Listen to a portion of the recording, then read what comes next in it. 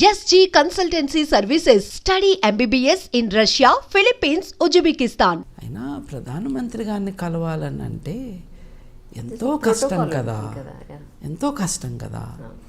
ఎలా కలిసి ఉంటాడు ఈయన అని నేను ఆలోచిస్తే, వీళ్ళంతా ఐటీ ఎక్స్పర్ట్స్ కదా, వీళ్ళు గూగుల్ ట్రేస్ చేసి ఒరిజినల్ ఫోటో ఏంటి అంటే, అస్సాంలో ఒక రాజకీయ నాయకుడు ప్రధానమంత్రి గారికి పుష్పగుచ్చం ఇస్తున్నారు. అస్సాంలో వారి స్కిన్ టోను మన తెలుగు వారి స్కిన్ టోన్లో బిగ్ డిఫరెన్స్ ఉంటుంది. ఆ స్కిన్ టోన్ అడ్జస్ట్ చేయలేం. అంటే ఈ ట్రాన్స్ప్లాంటేషన్ ఏదైతే జరిగిందో అది కరెక్ట్గా జరగల. రంగుల డిఫరెన్సు, బ్యాక్గ్రౌండ్ ఇది. అతనికి ఇంకా కొంచెం ఆలోచించి I was impressed by Kalyan గారు. ఎందుకంటే నేను ఇది పబ్లిక్ చేసే ముందో లేకపోతే as part of his investigation నేను ప్రైమ్ మినిస్టర్ గారి ఆఫీస్కి కూడా లెటర్ రాశానని అవి చూపించారనమాట. అన్ని ఏరియాస్ కవర్ చేసుకుంటూ ఈ మీటింగ్ జరిగిందా, అయితే ఎప్పుడు జరిగింది, ఈ ఫోటో ఇట్లాంటివన్నీ అడిగినట్టు గవర్నమెంట్ నుంచి ప్రైమ్ మినిస్టర్స్ ఆఫీస్. అంటే ఆఫీస్లో కలిచారా అన్నది కాదు ప్రశ్న, వీళ్ళిద్దరూ కలిచారా. అండ్ ఈ ఫోటో అథెంటిక్ ప్రోటోకాల్ ఉంటుంది పక్కాగా ముందే ఇన్ అడ్వాన్స్ లో వాళ్ళకి ప్లానింగ్ ఇట్ ఈస్ రికార్డెడ్ ఉంటుంది. అండ్ ఇంపార్టెంట్ మీటింగ్స్ యొక్క మినిట్స్ కూడా ఉంటాయి. సో అది నిజం కాదు అని వాళ్ళు రెస్పాన్స్ ఇచ్చారు. అది కూడా చూపించారు ఆయన. అయ్యో ఇది తప్పు కదా, ప్రధానమంత్రి గారి ఫోటో వాడుకోవటం తప్పు కదా అన్న ఫీలింగ్ నాకుంది. ప్రజలు మోసం చేయడమే కదా. తమాషా ఏంటంటే, మహా టీవీలో వచ్చిన ప్రోగ్రాము జ్యోతిష్యులు చేస్తున్న తప్పులని ఎండగట్టడానికి పిలిచారంట ఆయన్ని. ఎందుకు అనంటే, ఈయన జ్యోతిష్యులందరినీ ఛాలెంజ్ చేయటం, నీకు ఆ దమ్ముందా, నాకులాగా నువ్వు చెప్పగలవా, నాది 98% కరెక్ట్, మీరెవరన్నా ఉన్నారా నాకు సరితూగటానికి అంటూ ఈయన ఛాలెంజ్ మీద ఛాలెంజ్ విసిరారని, కొందరు జ్యోతిష్యులు చెప్పలేని నేను చెప్తానని, అసలు ఆ జాతక చక్రం, డేట్ ఆఫ్ టైం, అవేవో date and time of birth కానీ ఇవి లేకుండా కూడా నేను జ్యోతిష్యం చెప్పగలనని ఈయన అంటున్నారు. సో ఈయనతోనే ఈ జ్యోతిష్యుల గురించి మాట్లాడించాలి అనుకున్నారంట. వచ్చింది అది కాన్సెప్ట్, యాక్చువల్లీ ఆయన వచ్చిన విషయం అది. ఇది అయ్యో నా దగ్గరేమో ఈయనేదో చేసిన సమాచారం ఉంది, ఈయన వేరే వాళ్ళ గురించి మాట్లాడుతూ ఉన్నారు అనేటప్పటికీ I said let us give this information forcefully to them అని నేను అనుకున్నాను. ఎంఎన్ రాయ్ గారు చెప్పారు కదా, మనము అబద్ధాల వేటగాళ్ళమని, లై హంటర్స్ అని. మరి ఇంత అబద్ధము ఇంత ధైర్యంగా చెప్తూ ఉంటే ఎలా టాలరేట్ చేయాలి, మనం ఇది కాదు అని చెప్పాలి కదా. సో నేను ఛానల్కి వెళ్ళాను. Then I was given an opportunity to speak. ఇదంతా కూడా ఆల్రెడీ కళ్యాణ్ గుత్తికొండ గారు నాతో మాట్లాడినప్పుడు అసలు ఈయన క్లెయిమ్ చేసినవేంటి, ఏం జరిగినాయి అని చూస్తూ ఉంటే, ముఖ్యమంత్రి కేసీఆర్ గారికి రాజయోగం లేదని ఆయన చెప్పారు. ఆయన ముఖ్యమంత్రి అయ్యారు. పవన్ కళ్యాణ్ గారు 2017లో సినిమాలను వదిలేసి రాజకీయంలో ఉంటారు అన్నారు. అజ్ఞాతవాసి వచ్చింది కదా. చిరంజీవి గారు 150వ సినిమా ఫ్లాప్ అని అన్నాడు, బాగా నడిచింది కదా.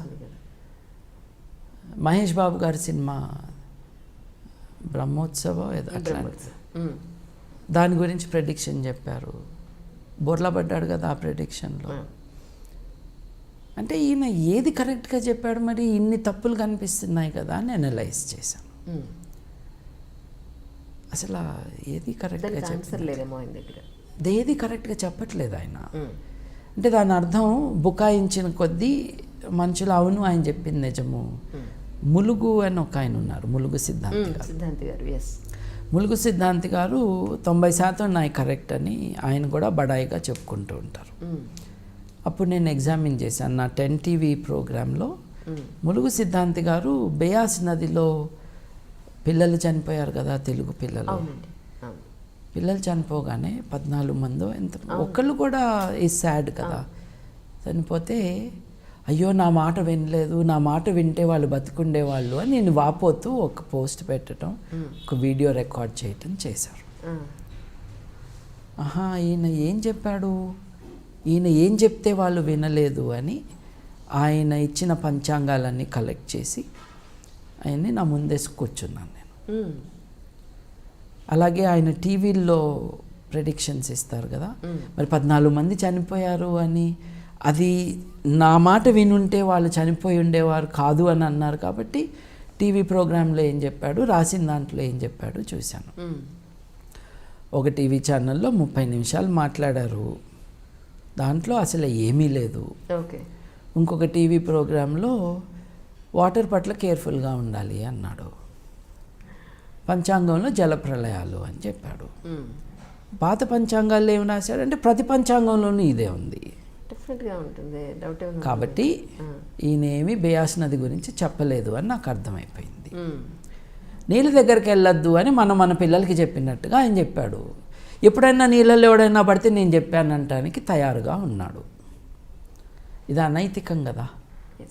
ప్రెడిక్షన్ అంటే ఎవరికి జరుగుతుంది, ఎప్పుడు జరుగుతుంది చెప్పకపోతే అది ప్రెడిక్షన్ ఎట్లా అవుతుంది. So I had this in mind. Mulugu గారు నిజాలు చెబుతున్నారా అని అనలైజ్ చేశాను నేను. చేస్తే రోసయ్య గారికి ఉగాది సందర్భంలో మీకంతా బాగా జరుగుతుంది, మీ ప్రభుత్వం చాలా బాగా నడుస్తుంది అని చెప్పారు. 8 నెలల్లో రోసయ్య గారి ప్రభుత్వం తెలంగాణ వస్తుంది అని, తెలంగాణ రాకముందు 10 ఏళ్ల నుంచి ఆయన చెప్పటం. ఇప్పుడు చచ్చేదాకా నువ్వు చచ్చిపోతావంటే చచ్చిపోయిన రోజు నిజమే అవుతుంది ఎవరిదైనా. ఎగ్జాక్ట్లీ. అది ప్రెడిక్షన్ కాదు కదా. ఈ విషయంలో పాజిటివ్గా తెలంగాణ వస్తుంది అంటే ఒక రోజు వస్తుంది, ఆ రోజు నేను చెప్పానంటే ఎట్లా? నీ పంచాంగం సంవత్సరం కోసమేగా. నువ్వు 2004లో పంచాంగం చెప్తే, దాని నుంచి ఫ్యూచర్ చెప్తే 2005కి అది అయిపోయింది, ఎక్స్పైరీ డేట్ అయిపోయింది, నెక్స్ట్ పంచాంగం. సో నువ్వు చెప్పేది 12 నెలల్లో జరుగుతుందో లేదో చెప్పాలి. సో ఆ సంవత్సరం రాలేదు, వచ్చే సంవత్సరం రాలేదు, అట్లా 9 సంవత్సరాలు రాలేదుగా. ఇప్పుడు రాయేసి కొడతా ఉంటే ఎప్పుడో తగిలింది నేను చెప్పాను అంటే కుదరదు.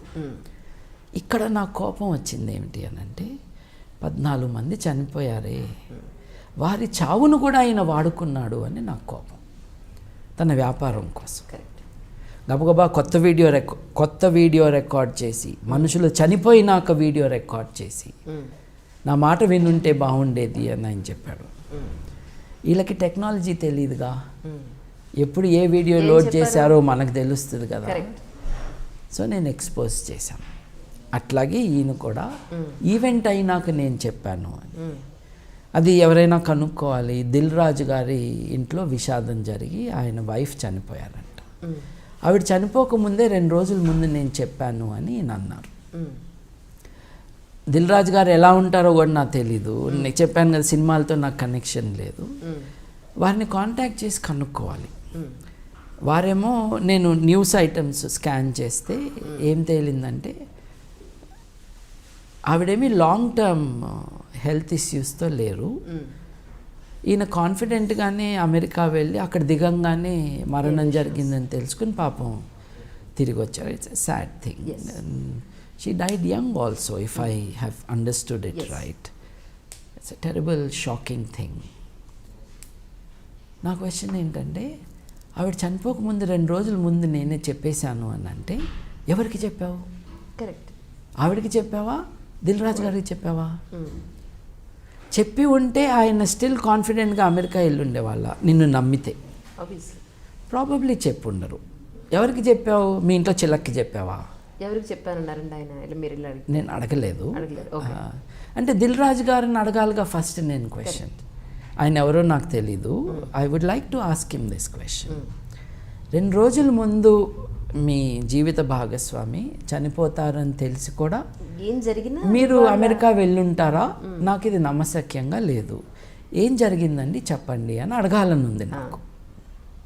సింపుల్గా, అంటే చాలా ఇబ్బందికరమైన ప్రశ్న కూడా కాబట్టి, ఒక అపరిచితుడిని నేను ఇలా అడగటం కష్టం కాబట్టి నేను I didn't make that enquiry. I would think 2 రోజుల్లో నీ జీవిత భాగస్వామి చనిపోతుందని ఎవరైనా చెప్తే I would be worried Yeah, that's if I believed in astrology. Yes వారి నమ్మకాలు ఏంటో నాకు తెలియదు. If he believed in astrology he would take it seriously and not go to America. So ఈయన దిల్ రాజు గారికి అయితే చెప్పుండరని నా నమ్మకం. Logical correct conclusion. Correct. So అన్ని అనుమానాలే వస్తున్నాయి. కొన్ని వీడియోలు చెక్ చేస్తే ఉదయ్ భాను అనే ఒక యాంకర్ గారు ఆవిడకి కవలలు పుడతారు అని పుట్టినాక ప్రెడిక్ట్ చేశారంటే ఈయన. పుట్టిన తర్వాత ఎవరైనా చెప్తారు కదా సార్. అదే అంటే అట్లాగే అనుష్క శెట్టి గారు ఆవిడ బాడీ షేప్ ఎట్లా ఉండాలో ఈయన చెప్పటం, ఈయన పెళ్ళైన ఆవిడ అయిందో కాదో తెలీదు. అసలు ఇంకో వ్యక్తి పైన మనం మాట్లాడటం ఏంటి? నీకు 0 సైజ్ ఉండటం అని చెప్పటం, లేదు ఉండకూడదని చెప్పటం, ఇట్స్ ఇన్అప్రోప్రియేట్.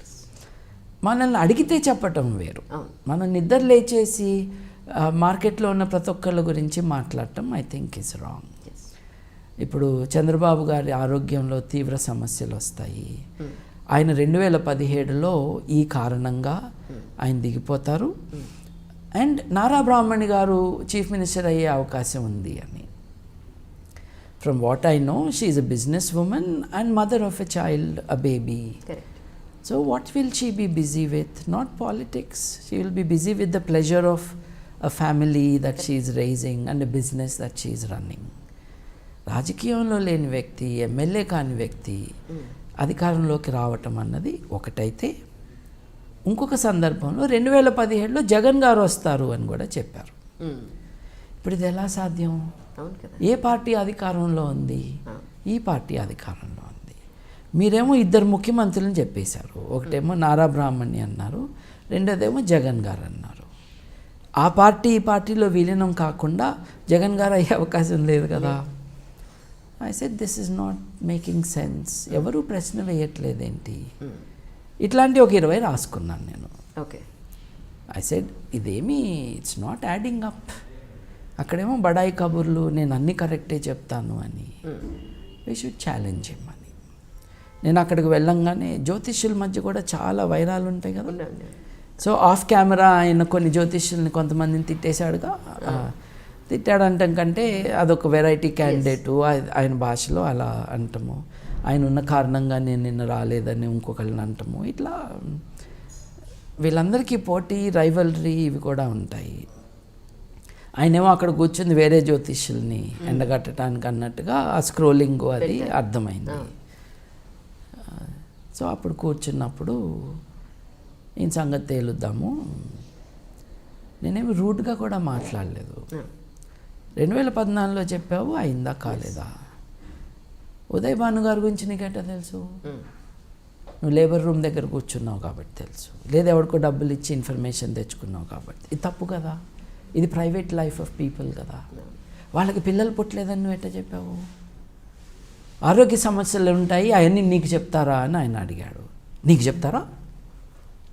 మీకు చెప్పింది ఆయనకి ఎలా చెప్తారు? కాదు, నీకు చెప్తారా? నాకు పిల్లలు పుట్టట్లేదని ఒక లేడీ నీకు ఫోన్ చేసి చెప్తుందా? వైవాహిక జీవితంలో ఇబ్బందులు వస్తాయని నీకు చెప్తారా? It's interference with private life of individuals. ఎవరి మానాన్ని వాళ్ళు బతుకుతున్న బతుకులు కదా ఇవి.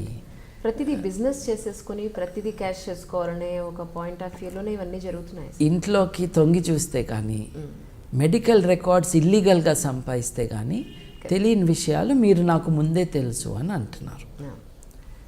It is wrong, it is also illegal. ప్రధానమంత్రి గారి ఫోటో మార్ఫింగ్ చేయటం అన్నది it is a criminal activity. చేయొద్దు, మానేయమని చెప్పటానికి కూడా అదొక అకేషన్. అది మీరు బయట తీసుకొచ్చేంత వరకు, మీరు ఇన్ ది సెన్స్ మీ వెనకాతలు ఎవరైతే దాని మీద రీసెర్చ్ చేస్తారో వాళ్ళు చెప్పేంత వరకు కూడా మామూలు ప్రజలకు తెలియదు. అందరూ అనుకున్నది ఏంటి అని అంటే, ఓ ఈయన పిఎం గారు కూడా కలిసారా, ఆయన కూడా జాతకం చెప్పారా, లేదా ఆయన ఏం దగ్గరికి వచ్చారా, సంథింగ్ హ్యాపెండ్ అని అనుకున్నారు అందరూ. అంటే ఇప్పుడు ఉదాహరణకండి, నేను ఒక దేవుడి పటం నా దగ్గర పెట్టుకుని నేను మీ ఇంటికి వచ్చి ఒక శాలువా నేనే కొనుక్కుని వచ్చి మీకు శాలువా వేస్తానండి అంటే మీరు వద్దనరు కదా. ఆధారంగా మీ ఇంటికి వచ్చారు ఒక ఆయన. ఫోటో వేసేటప్పుడు ఇది శాలువా వేసేటప్పుడు ఫోటో తీయించుకుంటా అంటే మీకు అనుమానం రావాలి. ఇప్పుడు ప్రతి ఒక్కళ్ళ ఇంటికి వెళ్ళి స్వామివారి బొమ్మ తీసుకుని సార్ మీకు ఇవ్వటానికి వచ్చాను కొంచెం అటు చూడండి ఫోటో దిగుదామని ఫోటో దిగటం, ఫోటో దిగినాక శాలువా కప్పటం, అది ఫోటో తీసుకోవటం, ఈ ఫోటో చూపించి ఇంకొకళ్ళ ఇంటికి వెళ్ళటం, వెరీ బ్యాడ్ ప్రాక్టీస్. పొద్దున్న దుకాణం తెరిచినప్పుడు షాపులకి ధూపం వేయటానికి వస్తారు కొంతమంది. ధూపం వేస్తే మీరు థ్యాంక్ యూ అనో 10 రూపాయలు ఇచ్చి పంపిస్తారు. ఆ ప్రాక్టీస్కి ఈ ప్రాక్టీస్కి తేడా ఉందండి. నేను మీ ఇంటికి వచ్చి మీకేదో ఇస్తాను అని ఫోటో తీసుకుని అది పబ్లిసిటీకి వాడుకోవడం. It's a business practice which is wrong based on claims which are false. It is an approach which violates human rights and it is against the spirit of the Indian Constitution. Those are the reasons. ఆయన వేణుస్వామి గారు చాలా పర్సనల్గా ఈ మధ్యకాలంలో వచ్చిన ఒక ఛానల్కి చాలా పర్సనల్గా, అంటే అది ఒక టెక్నాలజీ పాయింట్ ఆఫ్ వ్యూలో కాకుండా ప్రజల్ని మోసం చేస్తున్నాం అనే ఒక సామాజికంగా ఈ ఇష్యూని తీసుకోకుండా అదే పర్సనలైజ్ చేసేసి మాట్లాడడం అనేది ఎంతవరకు సబబంటారు? ఇది ఫోరం కల్పించింది యోయో ఛానల్ అని ఒక యూట్యూబ్ ఛానల్. వాళ్ళు నాకు నేను ఫోన్ చేశారు, మిమ్మల్ని ఆయన ఇలా అంటున్నారు మీరు రెస్పాన్స్ ఇస్తారా అని. నేను గట్టిగా మాట్లాడాను వాళ్ళతో. ఏమనుకున్నారు, ఒక సర్కస్ అరేంజ్ చేస్తున్నారా, ఆయనతో నన్ను తిట్టించి ఇప్పుడు నేను ఆయన్ని తిడితే మీరు ఇదంతా మళ్ళీ వ్యూవర్షిప్ కోసం చేస్తున్నారా? Do you think I will cooperate with you in this unethical, illegal thing? మీకు తెలియని విషయాలు ఏమిటి అని అంటే చట్టం తెలుసుకోవాలి. ఒక గ్రూప్ ఆఫ్ పీపుల్ పైన ద్వేషం క్రియేట్ చేయటం అన్నది ఈజ్ అ క్రిమినల్ యాక్టివిటీ. అబద్ధంతో చేయటం అన్నది రూమర్, మిస్చిఫ్ కూడా వస్తాయి. నాకు చట్టం తెలియదండి అంటే నేను చెప్తున్నాను తెలుసుకోండి ఇలా చేయటం. And various very cheap bad things has been said. నేను మొత్తం చూడలేదు కానీ కామెంట్స్ను కొన్ని ఎక్స్ట్రాక్ట్స్ మీ స్టూడియోకి వచ్చినప్పుడు మీరు నాకు చూపించినవి. ఐఎమ్ ఏ బిజీ మ్యాన్ అండి, I don't have time for nuisance makers. అది చూశాను అనమాట. There are consequences for such behaviour which I need not spell out here. There are serious consequences for such behaviour. వాళ్ళే నాకు phone చేశారు కాబట్టి channel వాళ్ళకి చెప్పాను, these are the consequences. Defamation అన్నది it will be pursued in America, not here. Because you are US based. I have a base in the US too. It is published there అని. ఇంతకంటే నేను ఎక్కువ చెప్పకూడదు, but this is my reaction to that. ఒకళ్ళ మీద ద్వేషంతోనూ ఇది కాదు. My point is ఆయన ఒప్పుకున్నాడు కదా ఈ ఫోటో జెన్యున్ కాదని. ఒప్పుకున్నారు, అక్కడి నుంచి తీసేశాను, నాది తప్పైందని కూడా అన్నారు. That is the point. That is the point. మీడియాకి అంటే కౌబాయ్స్ చాలామంది ఉంటారు మీడియాలో. ఒక ఫార్మల్ ట్రైనింగ్, ఎథిక్స్ ఇవన్నీ లేని కారణంగా I'm also connected with the media. I have been a broadcaster myself. నా టెలివిజన్ సిరీస్ నేను చేశాను. I have been in journalism. I have been editor of a magazine in 2 languages, French ki, English ki. I was chief editor of the magazine. So I know what media means and what it entails. నేను ఒక news service నడిపాను as part of my various interests. యూరోప్లో ఉండగా I did that for humanism. So I know what mistakes they have made. ఇంత కోపంలో కూడా నేను ఆయనకి ఎక్స్ప్లెయిన్ చేశాను, ఇవన్నీ నువ్వు చేసిన తప్పులు అని. వీ విల్ సీ, బికాజ్ ఇద్దరి మధ్య దెబ్బలాట పెట్టే జర్నలిజం నాకు I'm not impress by it. But if my honour is in question, I have to defend it, not others. I decide when to do it. ఇప్పుడు ఒకళ్ళు నన్ను బూతులు తిట్టే పోయే ఆనర్ అని నేను అనుకోవట్లేదు. నాది ఒకళ్ళు నన్ను 4 బూతులు చెడ్డ మాటలు అనగానే తెల్లవారుజామున అందరూ లేచి this gentlemen is a dishonourable man అని అనుకుంటారని నేను అనుకోవట్లేదు. అట్లా అనుకునే వాళ్ళ ఆనర్ నాకు అక్కర్లేదు. ఇప్పుడు నన్ను చూడంగానే ఓహో ఈయన దుర్మార్గ పనులు చేసేవాడు అని మోసం చేస్తూ పట్టుబడ్డా ఆయన చెప్పాడు అని అనుకున్న వాళ్ళ ఆదరం నాకు అవసరం లేదు కదా. So I'm okay. నేను ఒకళ్ళు పొగిడితే పొంగిపోను, ఒకళ్ళు తిడితే కృంగిపోను. That's the way I am. ఎందుకంటే ఒక objective assessment of ourselves మనకు ఉండాలి. లేకపోతే తబ్బిబ్బు అయిపోతాము, లేకపోతే డిప్రెస్ అయిపోతాము. Doesn't matter. అంటే ఈ రోజుల్లో మనిషి చనిపోయిన తర్వాత కూడా అవయవ దానం అనేది మహాదానంగా చెప్తున్నారు. మీ మదర్ కాలం చేసిన